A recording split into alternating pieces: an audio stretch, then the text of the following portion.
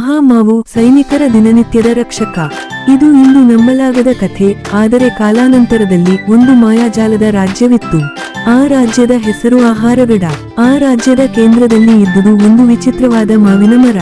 ಆದರೆ ಇದು ಸಾಮಾನ್ಯ ಮಾವಿನ ಮರವಲ್ಲ, ಇದು ದೇವತೆಗಿಂದ ಧರಿಸಲ್ಪಟ್ಟ ಜಾದುವು ತುಂಬಿದ ಮರ.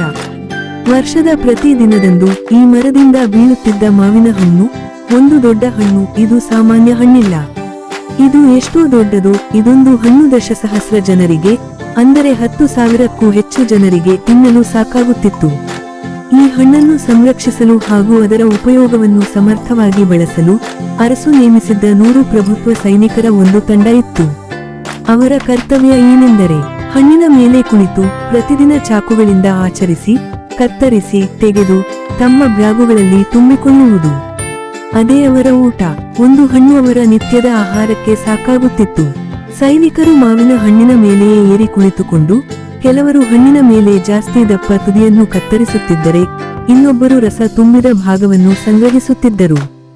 ಯಾರೊಬ್ಬರೂ ಬಿಡದೆ ಕೆಲಸ ಮಾಡುತ್ತಿದ್ದಂತೆ ಮಾವಿನ ರುಚಿ ಎಲ್ಲರ ಬಾಯಲ್ಲಿ ಹಬ್ಬವಾಯಿತು. ಒಂದು ದಿನ ಹಣ್ಣಿನ ಒಳಗಿನಿಂದ ಒಂದು ವಿಚಿತ್ರವಾದ ಶಬ್ದ ಬಂದಿತು. ಓ ಸೈನಿಕರೇ, ನಿಮ್ಮಿಂದ ಸಂತೋಷವಾಯಿತು, ಆದರೆ ನಾನು ಮಾತ್ರ ಹಣ್ಣಲ್ಲ. ಅದರೊಳಗಿಂದ ಹೊರಬಂದಳು ಒಂದು ಮಾವಿನ ಮೆನುಸುಕಿದ ಆತ್ಮ. ಅವಳು ಹೇಳಿದರು, ನಾನು ಈ ಮರವಿನ ರಕ್ಷಕಿನಿ. ನಿಮ್ಮ ಶ್ರದ್ಧೆ, ಶಿಸ್ತಿಗೆ ನಾನು ಸಂತೋಷಪಟ್ಟಿದ್ದೇನೆ. ಇನ್ನು ಮುಂದೆ ಈ ಹಣ್ಣಿನ ಒಂದು ಭಾಗದಿಂದ 100 ಮರಗಳು ಹುಟ್ಟುತ್ತವೆ. ಆದರೆ ನೀವು ಆಹಾರ ಬಳಸುವಾಗ ಆ ಭಾರದಿಂದ ತೆಗೆದುಕೊಳ್ಳಿ. ಪ್ರತಿ ತಿಂಡಿ ಒಂದು ವರದಂತೆ ನೋಡಿ. ಅದಾದ ನಂತರ ಆ ಹಣ್ಣನ್ನು ಕತ್ತರಿಸುವುದು ಕೇವಲ ಊಟಕ್ಕಾಗಿ ಅಲ್ಲ, ಒಂದು ಪ್ರಾರ್ಥನೆ, ಒಂದು ಧ್ಯಾನ, ಒಂದು ಧರ್ಮ ಕಾರ್ಯವಾಯಿತು. ಆಹಾರಗಡದ ಜನರು ಹಾಡಿದರು, ಮಹಾಮಾವು ಬಿಟ್ಟ ಒಲವು, ಸೈನಿಕರ ಕುರ್ಚಿ ತಿನ್ನುವ ಬೆಲೆಯು, ಅಲ್ಲಿದೆ ಜೀವನದ ಪಾಠವೊಂದು. ಭಕ್ತಿ, ಶ್ರದ್ಧೆ, ಆಹಾರವು ಒಂದೇ ಬಲವೊಂದು.